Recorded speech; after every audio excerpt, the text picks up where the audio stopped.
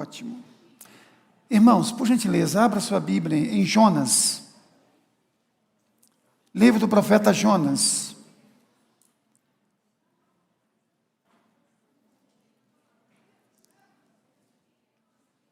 Jonas, por favor.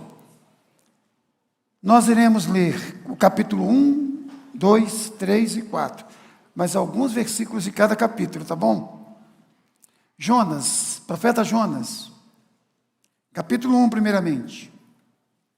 Versículo 1, 2 e 3. Jonas,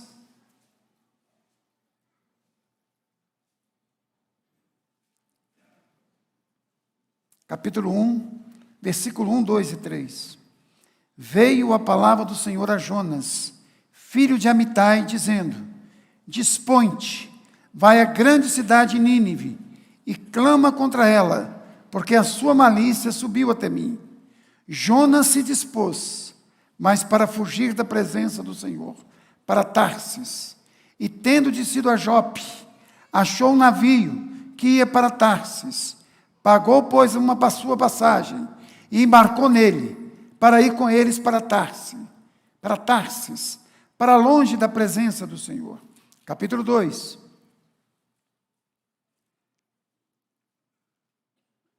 Versículo 1 e 2. Então, Jonas, no ventre do peixe, orou ao Senhor seu Deus e disse: Na minha angústia, clamei ao Senhor, e ele me respondeu. Do ventre do abismo gritei, e tu me ouvistes a voz. Capítulo 3.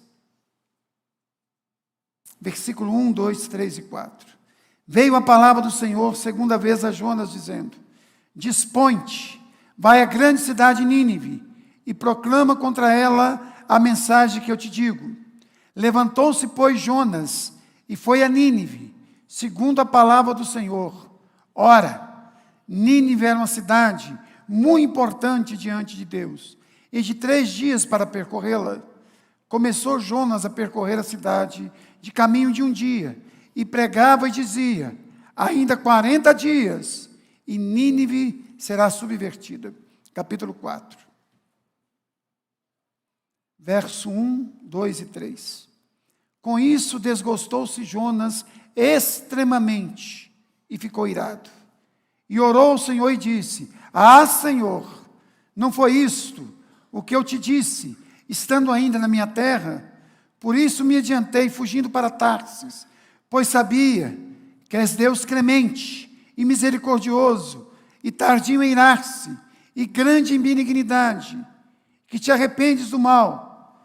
Peço-te, pois, ó Senhor, tira a minha vida, porque melhor me é morrer do que viver. Vamos orar, irmãos. Ó Pai, nós queremos e precisamos ser ministrados pelo Senhor esta noite. Que Tu abras a nossa mente e nos dê compreensão da Tua palavra. Que Tu unjas os nossos lábios para proclamá-la. Que Tu unjas os nossos ouvidos para ouvi-la. Que Tu unjas a nossa mente para discerni-la. E que Tu unjas, ó Pai, o nosso coração para obedecê-la. Em nome de Jesus. Amém. Irmão, Jonas é um dos personagens mais intrigantes de toda a Bíblia. Creio eu que o profeta mais bem-sucedido de toda a Bíblia é o profeta Jonas. Por outro lado, o sermão mais medíocre pregado em toda a Bíblia é o sermão de Jonas. Jonas é quase que uma ironia de Deus. Primeiro, porque ele é chamado de profeta. E a palavra profeta na língua hebraica é nabi. Significa alguém que fala debaixo de um fervor apaixonado de Deus. Se tem uma coisa que Jonas não fez, hora nenhuma, aqui no livro, é falar debaixo de um fervor apaixonado de Deus. Pelo contrário, ele faz rotas totalmente contrárias à vontade de Deus. Mas mesmo assim, a gente percebe que Deus não desiste de Jonas e faz com que o maior avivamento de todos os tempos se dê através deste profeta. Diz que uma cidade inteira, uma cidade enorme naqueles dias, se converte. E aquelas pessoas são salvas pela graça de Deus. Mas me chama a atenção aqui no texto, são as 4 posturas diferentes de Jonas. No capítulo 1, ele tem uma postura. No capítulo 2, ele tem outra postura. No capítulo 3, ele tem outra postura.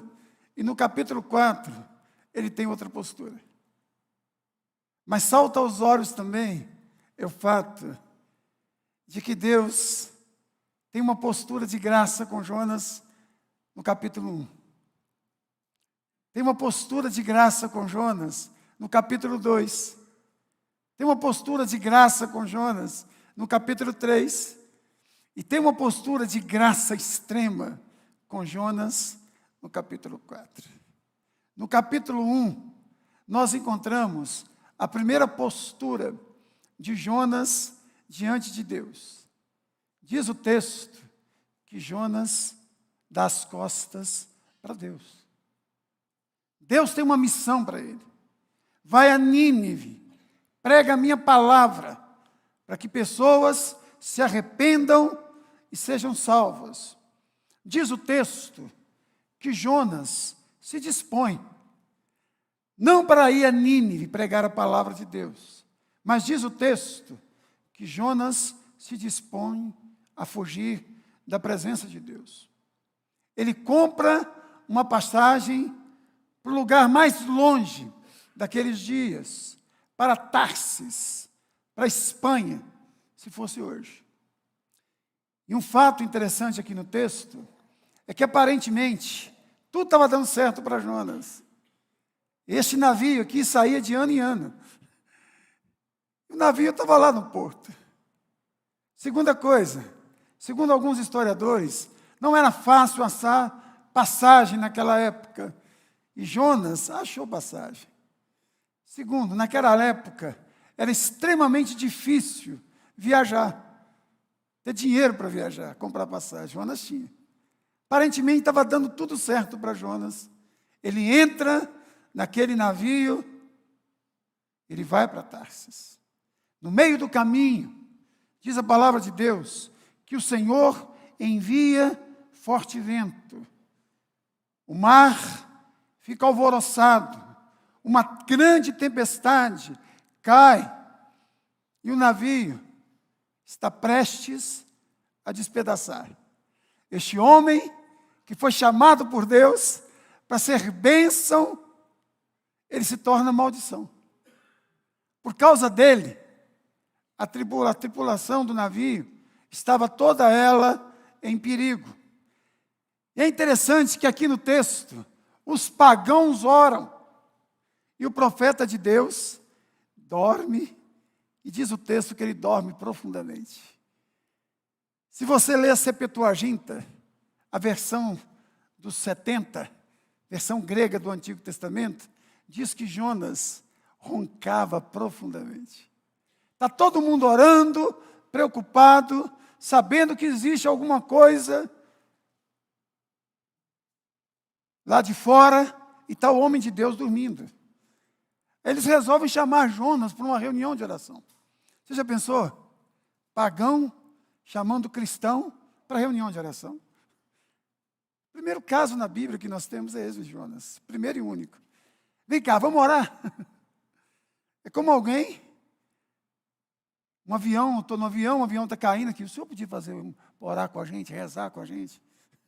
Quem é o senhor? Eu sou pastor, não é possível, até agora. Diz a palavra de Deus que não só isso. Eles perguntam a Jonas, quem é você? Aí Jonas diz, olha, eu sou servo do Deus Altíssimo, do Deus que criou o céu, o mar e a terra. Jonas estava dizendo, olha, eu sirvo o Deus verdadeiro. Os pagãos criam em vários deuses. Um criou o mar, outro criou a terra, outro criou os céus. Mas Jonas diz, não, eu creio naquele que criou todas as coisas. Aí diz a palavra de Deus, que o pessoal fica assim em pânico. Eles lançam sorte, a sorte cai sobre Jonas, mas mesmo assim, os pagãos relutam em lançar Jonas ao mar, para acalmar a tempestade. O profeta de Deus não tem compaixão, mas pagão tem compaixão. Mas não tem jeito. Jonas diz, olha, eu sei, está no verso 12, que é por minha causa que sobreveio esta grande tempestade. E ele diz, olha, me joga no mar. Eles lançam Jonas no mar. E diz que a tempestade acalma. Ou seja, um homem de Deus, que deveria abençoar a todos, ele estava amaldiçoando a todos. Um homem de Deus que deveria estar orando, ele está roncando. Um homem de Deus que deveria estar arrependido, ele está dizendo assim, olha, eu prefiro morrer do que confessar e voltar a fazer a obra de Deus. Isso que acontece conosco, quando nós viramos as costas para Deus. Nós deixamos de ser bênçãos de Deus na vida dos outros e nos tornamos maldição. E aqui eu queria dar um conselho para todos nós aqui. Não dê carona para Jonas. Se tem alguém andando fora dos caminhos de Deus, por favor, não dê carona para ele. Porque você vai trazer juízo de Deus sobre a sua vida, sobre a vida daqueles que estão à sua volta. Eu lembro, alguns anos atrás, uma senhora que frequentava a nossa igreja. Nós tínhamos alguns jovens que se rebelaram contra o Senhor. Nós queríamos tratar aqueles jovens, conversar com aqueles jovens. Ela abriu a porta da casa dela, acolheu aqueles jovens, se levantou contra a igreja. Ela deu a carona para vários Jonas. Todos os Jonas se perderam. E o pior, ela se perdeu juntamente com toda a sua casa. É perigosíssimo, irmãos, dar carona para Jonas. Você pode trazer uma tempestade para a sua casa. Também é um perigo enorme virar as costas para Deus. É um perigo. Deus diz, olha, ensina a criança um caminho que deve andar. Você sabe disso. Aí você vira as costas para Deus e ensina os seus pressupostos, a sua visão de mundo, e deixa Deus totalmente escanteado, de lado. Deus diz, olha, faça isso e isso no seu casamento. Aí você vira as costas para Deus, e você se torna senhor de si mesmo, e passa a administrar a sua casa, da sua maneira, do seu jeito. Deus diz, olha, não faça isso, meu filho. Você diz assim, eu faço. Afinal de contas, todo mundo faz. É virar as costas para Deus. Essa é a primeira postura aqui, que nós temos no texto. Aí diz, a palavra de Deus, verso 17, deparou o Senhor um grande peixe, para que tragasse a Jonas. Esteve Jonas 3 dias e 3 noites no ventre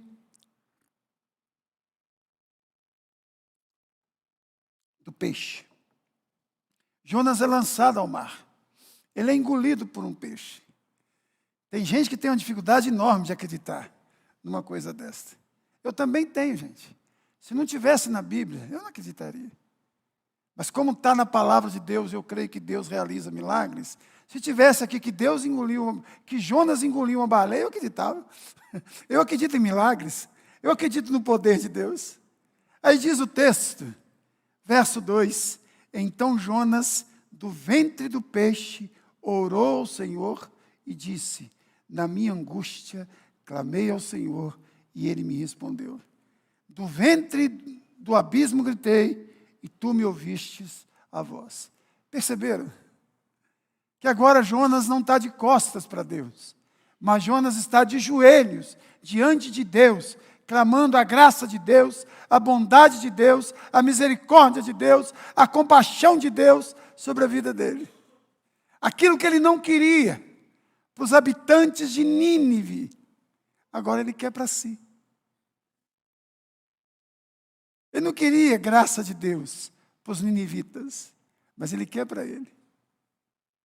Ele não queria bondade de Deus para os ninivitas, mas ele quer para ele. E não tem problema algum, irmãos. Se você um dia virou as costas para Deus, mas se arrependeu dos seus pecados, tem que se ajoelhar mesmo diante dele. Tem que se colocar de joelhos diante dele e clamar pela misericórdia dele. E ele diz, na minha angústia, clamei e ele me respondeu. Eu acho a expressão extremamente linda, na minha angústia. No meu momento assim, de pavor. Imagine você, dentro de um ventre de um peixe. Tem um livro que conta a história de um pescador que lançou o arpão e caiu no mar. E ele foi engolido por uma cachalote. Os seus colegas marinheiros conseguiram matá-la, abri-la, e ele estava lá inconsciente. Ficou algumas horas lá, acho que 2 ou 3 horas. E ele custou a voltar. Levou horas. Mas por causa do suco gástrico da baleia, ele perdeu totalmente o pigmento da pele. Tem um livro, e fugiu da minha memória, tem o nome dele e tem a foto dele. Eu não sei se aconteceu isso com Jonas, mas imagina só, gente, 3 dias dentro de um submarino, esquisito igual esse, lugar escuro. E olha as expressões usadas por ele aqui, no verso 4. Então eu disse, lançado estou diante dos teus olhos. Olha o verso 5. As águas me cercaram até a alma, e o abismo me rodeou. As algas se enrolaram na minha cabeça. As expressões são fortíssimas aqui no texto. E a gente às vezes fica pensando assim, meu Deus, onde eu devo orar? Quando eu devo orar? Este texto aqui nos ensina que a gente deve orar em qualquer lugar. Se tem um lugar esquisito para orar, é dentro da barriga de um peixe, não. Mas diz o texto que este homem não só ora, mas diz o texto que este homem é ouvido por Deus. E ele diz algo muito interessante aí no verso 9, ao Senhor pertence a salvação. Aí diz a palavra de Deus que o peixe vomita. Creio eu que durante 3 dias tomou plasil, que não deve ser fácil ficar com um profeta medíocre, desobediente na barriga. Mas não aguentou, vomita Jonas. Aí nós temos a terceira postura de Jonas. Agora Jonas se encontra de pé e de frente diante de Deus. Aí Deus diz para Jonas, olha o verso 3, veio a palavra do Senhor 2ª vez a Jonas, dizendo, dispõe-te, vai à grande cidade de Nínive, proclama contra ela a mensagem que eu te digo. Ao verso 3, levantou-se, pois, Jonas e foi. Está correto, ele foi. Mas nem sempre a gente fica de pé, de frente, vai com o coração. Jonas foi fisicamente, mas o coração de Jonas não foi. E olha a pregação de Jonas aí, gente. Olha o que ele diz aí, verso 4, finalzinho. Ainda 40 dias e Nínive será subvertida. Ele prega uma mensagem assim, extremamente dura, curta, direta e objetiva. Mas ele prega, ele vai. Aí diz a palavra de Deus que a cidade inteira se converte. Diz ao verso 5 que os ninivitas creram em Deus. Diz que não só a plebe, mas também o rei, os nobres. Diz que houve um clamor forte a Deus, está no verso 8. Diz aí que eles se converteram do mau caminho e da violência que havia nas mãos. Os ninivitas eram os mais violentos daqueles dias. Para vocês terem uma ideia, quando eles capturavam o inimigo, eles fincavam 4 estacas, esticavam o indivíduo, perna para lá, outra perna para cá, braço para lá, outro braço para cá, tirava a pele do sujeito, salgava e deixava o cara morrer lá. Segundo alguns livros de história, o povo mais cruel de todos os tempos foram os ninivitas. E diz o texto que eles se convertem do mau caminho e da violência. E o rei, juntamente com o povo, faz uma oração extremamente bíblica. Olha o verso 9. Quem sabe se voltará Deus a se arrepender e se apartará de nós o furor da sua ira, de sorte que não pereçamos. Olha que humildade. Quem sabe Deus não vai reverter tudo isso. Aí diz a palavra de Deus que Deus reverte. Se tem uma coisa que Deus gosta, é de perdoar a gente. Se tem uma coisa que Deus gosta, é de libertar cativos, pessoas que se arrependem com sinceridade. Aí, irmãos, nós temos a 4ª postura de Jonas. É Jonas assentado agora. Está aí no verso de número 4. Diz a palavra de Deus que Jonas subiu para uma montanha e ficou olhando para Nínive. Agora Deus manda fogo do céu. Agora vem juízo de Deus. Aí o que Jonas vê é gente se arrependendo, gente se quebrantando, gente se humilhando diante de Deus, gente chorando. E a graça de Deus sendo derramada sobre este povo. Aí diz o texto que Jonas se desgostou. E diz o texto aqui que Jonas ficou extremamente chateado. Que ele senta e que ele faz birrinha com Deus. Ele diz no verso 2, orando: Ah, Senhor, eu sabia que Tu és Deus clemente, que Tu és Deus misericordioso, que é Deus tardio em irar e grande em benignidade, e que Te arrependes do mal. Ou seja, eu sabia que o Senhor ia me usar para converter este povo. E eu odeio o ninivita. Aí, irmãos, Deus pergunta para Jonas: Jonas, é razoável a tua ira? Ele diz: é sim. Aí acontece um milagre extraordinário. Deus faz nascer de uma hora para outra uma planta sobre Jonas. E essa planta gera uma sombra gostosa. Quem sabe um cicio gostoso ao entardecer. É a única vez que Jonas manifesta alegria no livro. Está aí no verso 6. Olha comigo aí. Capítulo 4. Então fez o Senhor Deus nascer uma planta. Segundo alguns, Jonas era careca. Eu não sei. Que subiu por cima de Jonas para que fizesse sombra sobre a sua cabeça, a fim de o livrar do desconforto. Olha o texto. Jonas, pois, se alegrou em extremo por causa da planta. Jonas fica irado por causa de gente. Mas, meu Deus do céu, eu devia ser botânico, não profeta. Biólogo. Ele gosta de bichinhos e plantinhas. Aí, Deus manda um bichinho, come a plantinha, aí Jonas fica birrento de novo. Sentado e fazendo birra. Gente do céu, olha para mim. Tem horas que a gente é birrento com Deus, não é não? A gente fica fazendo essas birrinhas, a gente não tem coragem. de falar, mas a gente é birrento. Quais são as 4 posturas de Jonas? Primeiro, Jonas está de quê? De costas para Deus. E quais são os resultados? Juízo de Deus sobre a vida dele e sobre a vida daqueles que o cercam. Qual que é a segunda postura de Jonas?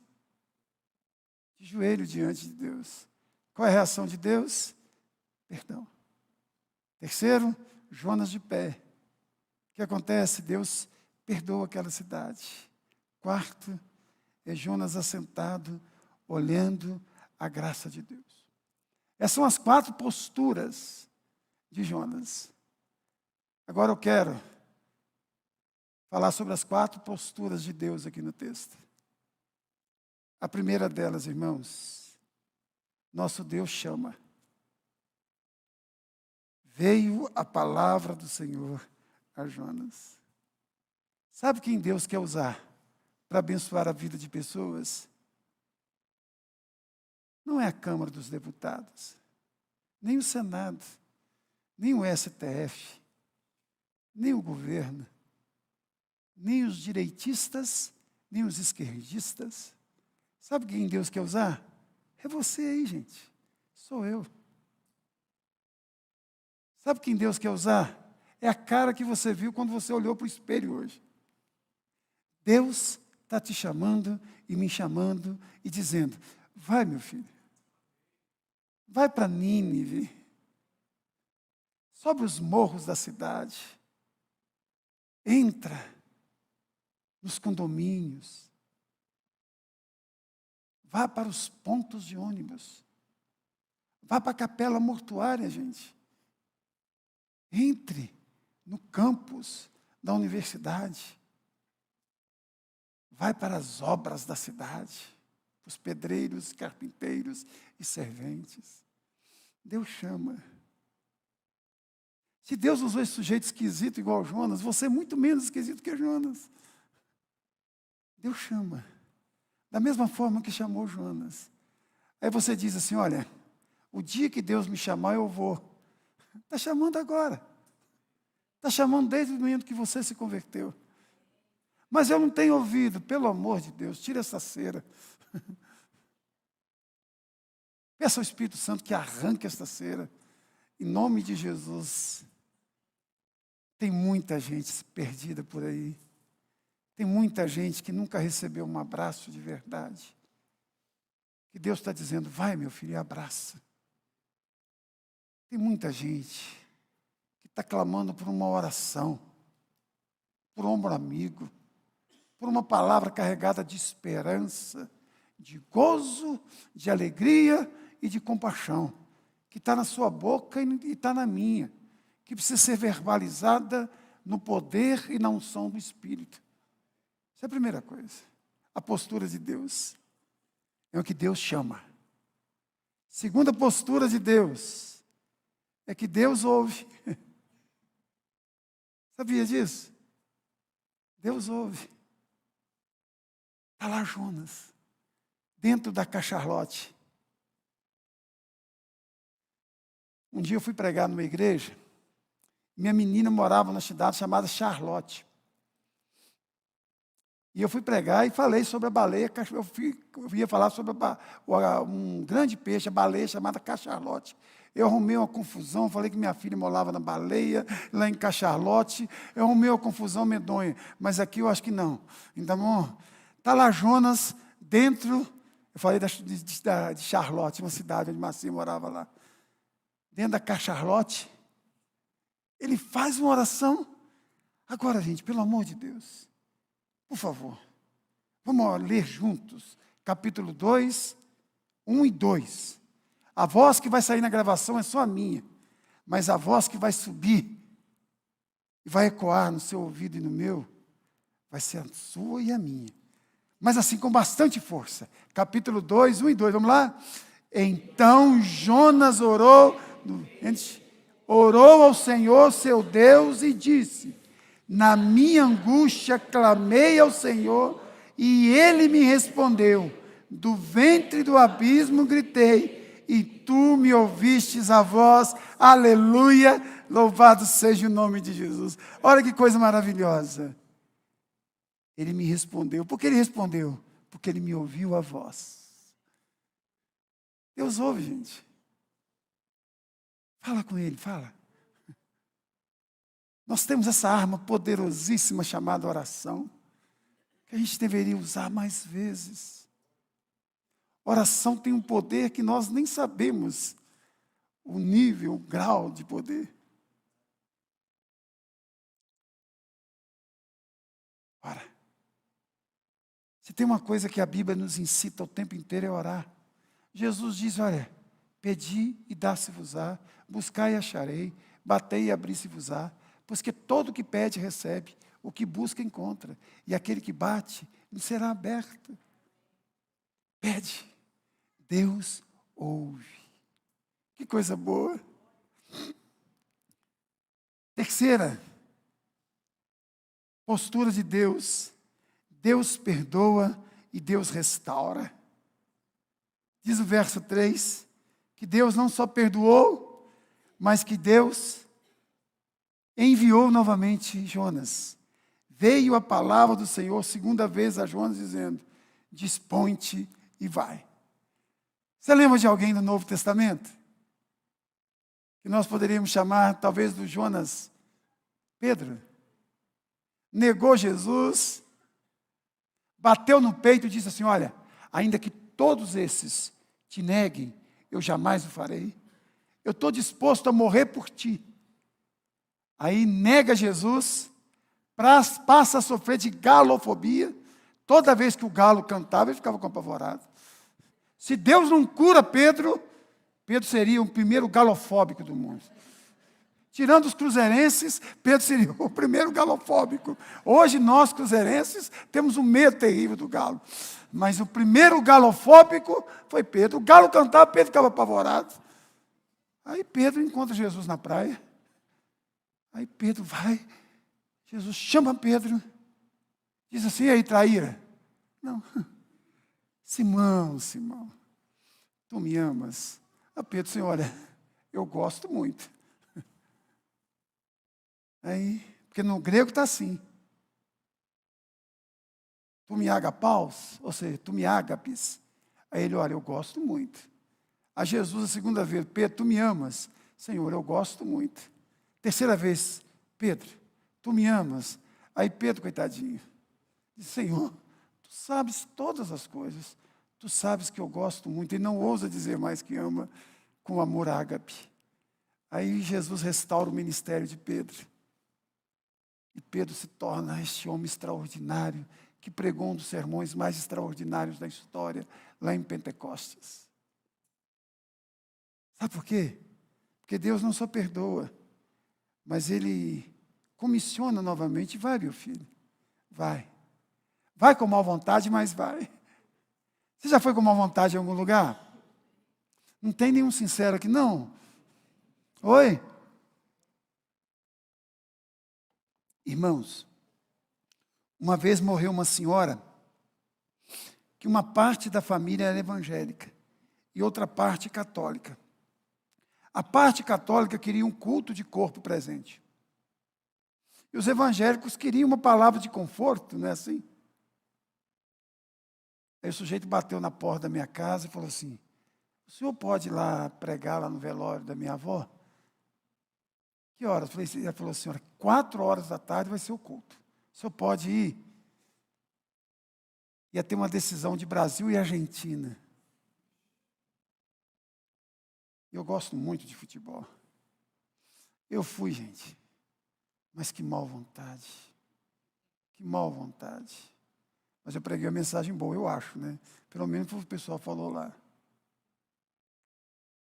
Uma vez também, tinha que levar uma cesta básica para uma senhora muito carente. Longe, longe, um lugar difícil de chegar. E eu tinha que ir, Maria José e eu. Aquela mal vontade enorme, sábado à tarde. Vontade de tirar aquele cochilo. E eu lá no meu coração dizendo assim, eu mereço, eu trabalho muito, eu preciso de cochilar. Mas, ao mesmo tempo, o Espírito de Deus picando a minha consciência que eu tinha ir lá levar a cesta básica. Maria José e eu entramos no carro, fomos lá. Eu entrego aquela cesta, a mulher pega aquilo, a mulher me abraça, começa a dizer assim: ai, pastor, o senhor é um homem de Deus. Eu não falo isso não, dona. Só souber a má vontade que eu vim agora. Eu fui de um sincericídio terrível. Eu falei para a senhora, dona, você agradece só a Deus, pelo amor de Deus. E no máximo a Maria José, porque eu não queria estar aqui. Vai, com má vontade, mas vai. Deus está dizendo: vai, meu filho. Ainda que tenha um sermão esquisito para pregar, mas vai. Você tem uma mensagem esquisita para pregar, mas eu tenho o Espírito Santo para converter, vai. Amém. Louvado seja Deus, que Deus levanta os pentecostais do nosso meio para dar um amém, né? Aleluia. Louvado seja Deus. Eu adoro pregar com torcida. E por último, Deus é um Deus que trata.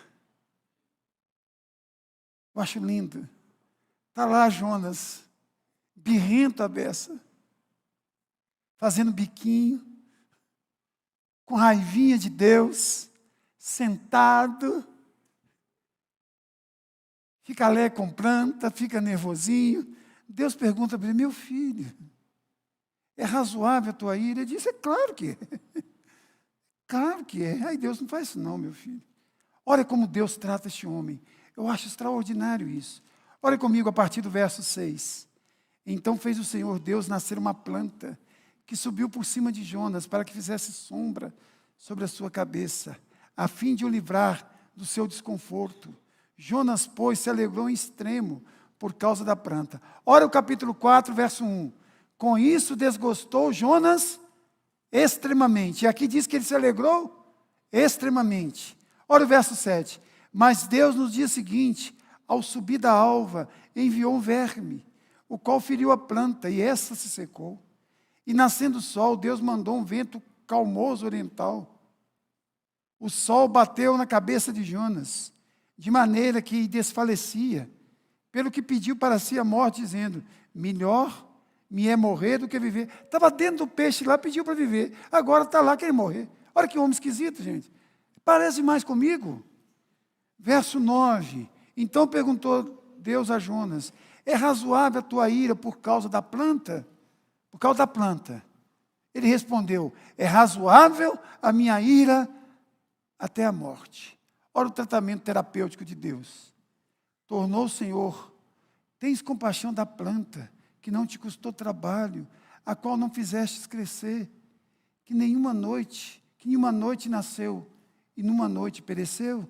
Não é eu de ter compaixão da grande cidade de Nínive, em que há de mais de 120 mil pessoas, que não sabe discernir entre a mão direita e a mão esquerda, e também dos animais? Perceberam como que Deus trata com este homem? Agora olha para mim, eu estou terminando. Ele quer tratar com você também. Vai falar que de vez em quando você não faz uma birrinha com Deus. Ah, Senhor, eu fico 10 horas preparando o sermão, vai 20 pessoas só me ouvir. Aquela igreja não me merece, não. Que soberbo, olha. Ah, Senhor, eu não aguento mais. Da escola dominical, preparar aqueles meninos chatos. Os pais não levam os filhos. Ah, Senhor, daqui para frente eu vou ficar no YouTube. Vou ser um crente assim, virtual. Virtual. Eu vou tomar ceia assim, ó, virtual. Entendeu? Eu vou me relacionar virtualmente. Metaverso. Eu sou um crente metaverso, Senhor. Senhor, metaversamente falando, me abençoa, Senhor. Porque na fisicalidade está terrível, mas metaverso falando, eu estou muito bem. Aí Deus, faz isso não, meu filho. Gente precisa de gente. Tem muita gente que precisa de você. Não vai para aquela igreja por causa do Geraldo Márcio, não, porque ele é um pastorzinho de meia pataca. Não vai para a igreja por causa daquele professor, por causa daquela professora de escola dominical, não. Vai lá por causa de mim. Vai lá para me servir. Não vai lá por causa daquelas crianças, nem por causa dos pais. vai por minha causa. Você vai ver que tudo muda. Termino. Como que você se encontra hoje? De costas para Deus? Tem jeito para você. É só desvirar, ó. Né, Eduardo? Isso é fácil para Deus, gente, ó. Se tiver de joelhos, está bom. Levanta. Vai. Quem sabe Deus te trouxe aqui hoje para tratar com você. Para dizer, para com isso, meu filho. Entra no barco igual Paulo. A diferença de Jonas para Paulo é que Paulo entra no barco, o barco não afunda por causa de Paulo. Está na hora de nós falarmos, Senhor, se é para eu entrar no barco, eu entro, mas é para ir para Nínive e para abençoar a vida de todos aqueles que estão no barco. Em nome de Jesus. Vamos nos colocar de pé, por favor. Se você está de costas para Deus hoje, hoje é dia de você acertar a sua vida com Deus. Se você está sentado fazendo birrinha, deixa de fazer birrinha. Deixa de ser bicudo, gente. Quem é casado sabe que a pior coisa que tem é viver com gente bicuda. Não é não? Meu Deus do céu. E aí, meu amor? Não dá, não dá. Deixa de ser bicudo, rapaz. Vai. Mas vai apaixonadamente. Chega e diz assim, olha, Deus está mandando para o inferno. Não. Ele pode até mandar, mas Ele quer primeiro que você, né? Pensa sobre isso. Você quer ser tratado por Deus? Eu quero. Eu não vou nem fazer apelo, porque eu sei que não vai caber gente aqui na frente. Então, acho que só eu vou ajoelhar aqui, representando todos vocês, né? Eu não sou sumo pontífice, mas eu posso ajoelhar. Eu quero orar com vocês. Eu não disse que eu vou orar por vocês, eu disse que eu quero orar com... É diferente, não é? Significa o quê? Nós estamos no time de Jonas, gente.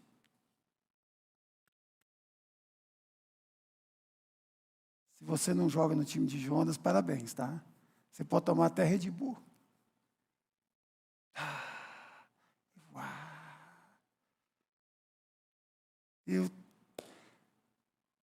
Um dia eu falei assim, Senhor, com quem eu pareço na Bíblia? Eu falei, nossa, que decepção. Jonas, ai meu Deus, Jonas. Aleluia, que Deus usa Jonas.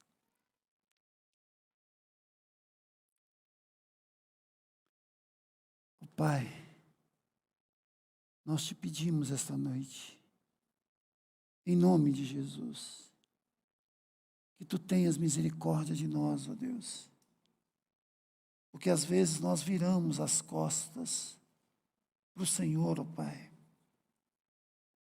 e deixamos, ó Pai, de receber as suas bênçãos, e pior ainda, ó Pai, nos tornamos maldição para aqueles que moram conosco, a nossa família, para aquelas pessoas que nos cercam, e às vezes para a tua própria igreja, ó Deus. Tem misericórdia, ó Pai. Nos endireita esta noite, em nome de Jesus. Às vezes, ó Pai, nós também nos encontramos em angústia por causa disso. Mas às vezes nós não temos a coragem de nos curvar diante do Senhor, reconhecer os nossos pecados. Às vezes preferimos, ó Pai, ser lançado ao mar, do que clamar, Senhor, tem misericórdia de nós. Quebranta o nosso coração e nos dê um coração quebrantado, humilde, que se derrama, que se derrete como cera diante do sol. Dai-nos também, ó Deus, obediência para nos colocar de pé e ir. Ir aonde o Senhor mandar, ó Pai. Ir com a Tua palavra nos lábios, cheio de graça, de compaixão, anunciando que o Senhor é bom e a sua misericórdia dura para sempre. Mas te pedimos também esta noite, ó Pai, que o Senhor esteja tratando com cada um de nós, a semelhança do que o Senhor fizera com Jonas, para que nós possamos entender, ó Deus, que às vezes nós nos alegramos com o nosso time, com o nosso partido político, nos alegramos com o nosso salário, nos alegramos com o nosso trabalho, mas nós não nos alegramos em ver a graça do Senhor sendo alcançada e manifestada. Dai-nos um coração, Pai, parecido com o do Senhor. Amém.